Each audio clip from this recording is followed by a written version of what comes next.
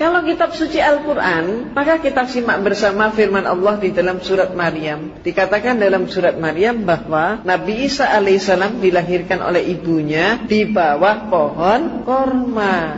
Ketika pohon korma berbuah dengan lebat, maka pangkal korma digoyang, buah korma pun berguguran. Ini musim apa?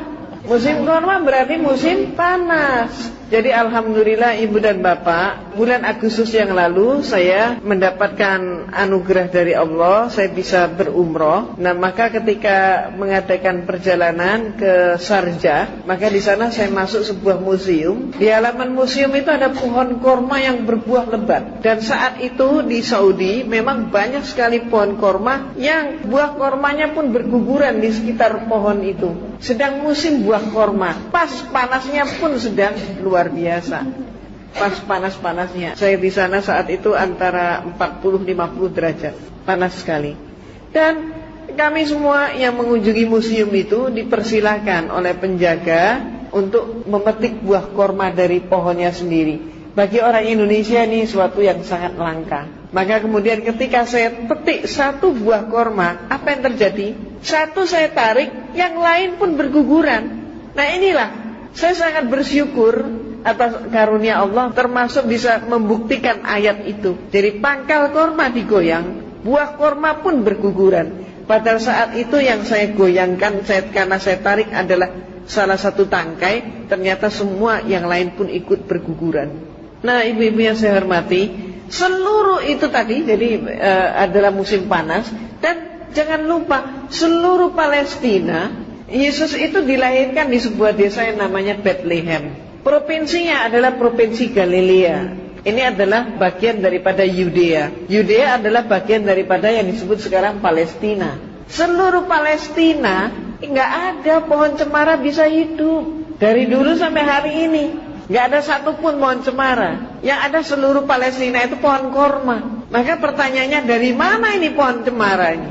Ternyata peristiwanya ketika Imperium Romawi sudah kuat kembali, mereka ingin meluaskan imperiumnya, ingin menjajah ke Jerman. Maka saat itu yang dikirim oleh Romawi ke Jerman bukan dikirim serdadu. Ini termasuk yang harus kita amati. Jadi suatu invasi terhadap suatu negara tidak selamanya lewat tentara. Jadi penjajahan pun tidak selamanya penjajahan fisik. Ini yang harus kita amati. Demikian pula yang dikirim saat itu oleh Romawi bukan tentara, bukan serdadu, tapi yang dikirim ke Jerman adalah para pastor dari kelompok atau dari ordo Yesuit. Pastor ini diberi perintah untuk menyelidiki orang Jerman menyembah kepada apa, agama mereka apa. Dalam waktu singkat para pastor ini mendapatkan berita bahwa orang Jerman saat itu agamanya masih animisme, dinamisme. Yang disembah adalah dewa yang merupakan dewa sebuah pohon, yang pohon itu mempunyai bentuk yang khusus. Yaitu apa? Pohon itu selalu menjulang tegak ke udara, dan sekaligus pohon itu mengeluarkan bau harum yang sangat khas. Tidak ada bau harum yang menyamai. Pohon apa itu kira-kira? Pohon cemara. Maka bau cemara itu kan khas. Tidak ada yang mirip dengan baunya cemara. Nah kemudian para pastor segera pulang ke rumah melaporkan orang Jerman menyembah dewa cemara. Maka kemudian Konstantin segera mengadakan rapat, dan kemudian hasilnya mengirim semakin banyak pastor ke Jerman. Armada pastor dikirim. Perlunya apa? Untuk menyebar ke seluruh pelosok Jerman dengan mengatakan Yesus lahirnya di bawah pohon cemara. Karena orang Jerman menyembah pohon cemara, dikatakan Yesus itu lahirnya di bawah pohon cemara. Maka rakyat Jerman kemudian berkesimpulan, oh kalau begitu tidak beda antara agamamu dan agama saya, katanya. Ternyata Yesus anaknya dewa cemara. Maka kemudian agama Kristen pun masuk ke Jerman. Ini yang terjadi. Nah ibu-ibu dan bapak-bapak yang dirahmati oleh Allah, sekaligus nanti di sini bapak dan ibu akan mendapatkan tambahan wawasan bahwa ternyata Natal itu pun baru menjadi acara resmi gereja pada abad yang ke-5. Sebelumnya tidak.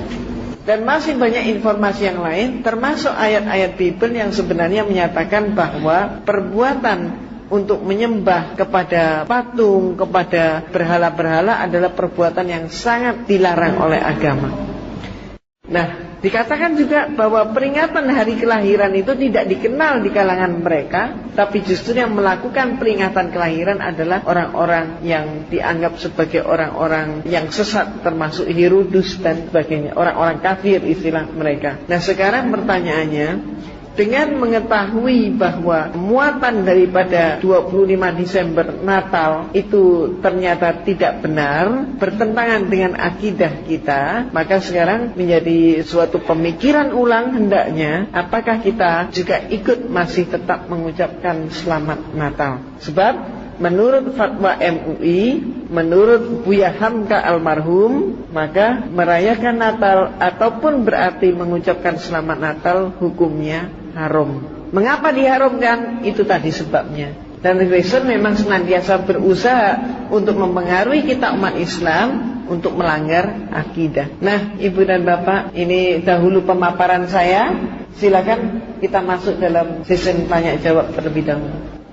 Yang saya tanyakan pertama, apakah yang menyebabkan itu sekarang awalnya?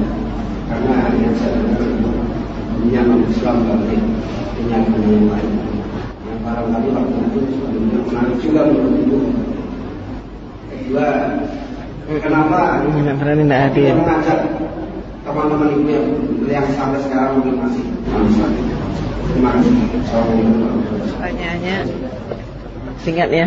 Ketahuan Bapak yang waktu saya pertama kali kesini nggak hadir. Nah, memang pada saat kehadiran saya yang pertama, insya Allah disitulah saya sudah menceritakan. Ya, jadi memang benar saya adalah mantan biarawati. Dan kemudian secara singkat saja, saya alhamdulillah menerima hidayah Allah justru setelah saya menekuni perbandingan agama, di mana saya berdiskusi panjang dengan dosen-dosen saya tentang konsep ketuhanan. Nah, itu yang menjadi alasan. Dan insya Allah Bapak kalau ingin mengetahui dengan lebih rinci, insya Allah barangkali nanti transfer formasi begitu. Nah, kemudian berikutnya lagi, mengapa tidak mengajak? Tidak mengajak, saya tidak langsung menjawab. Hanya saja mari kita kembali mempelajari sejarah tentang kehidupan Nabi Ibrahim alaihissalam. Jadi ayahnya Nabi Ibrahim alaihissalam juga seorang arsitektur penyembahan berhala. Kemudian bagaimana dengan paman Rasulullah SAW? Paman Rasulullah membackup perjuangan Rasulullah.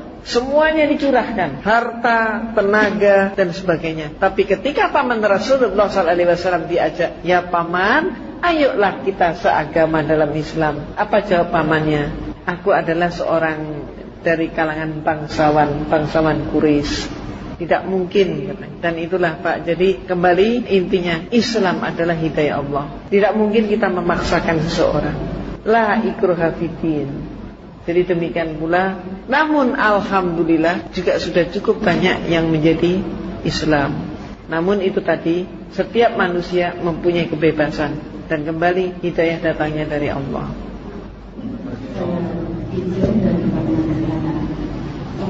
Sesuai dengan tadi disampaikan oleh pemandu, temanya hukum itu adalah beragama hikmah atau toleransi.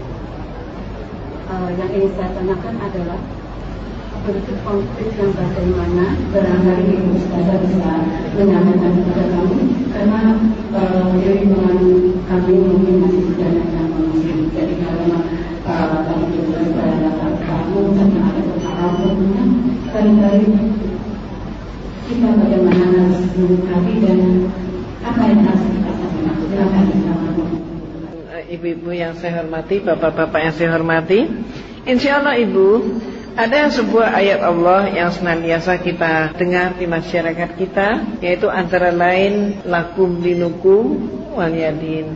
Jadi ayat Allah ini mengatur hubungan toleransi kita. Jadi toleransi itu apa definisinya? Sebetulnya sederhana. Toleransi artinya lakum dinukum waliyadin. Jadi kalau kita mau tahu batasannya toleransi, ya itu. Toleransi adalah lakum dinukum waliyadin. Agamamu agamamu, agamaku agamaku. Jadi biarlah mereka dengan agamanya, biarlah mereka melaksanakan ibadahnya, tapi kita pula melaksanakan ibadah kita. kita dengan agama kita. Artinya mereka silahkan berjalan, kita tidak mengintervensi mereka, dan demikian pula kita biar berjalan, kita tidak terintervensi oleh mereka. Jadi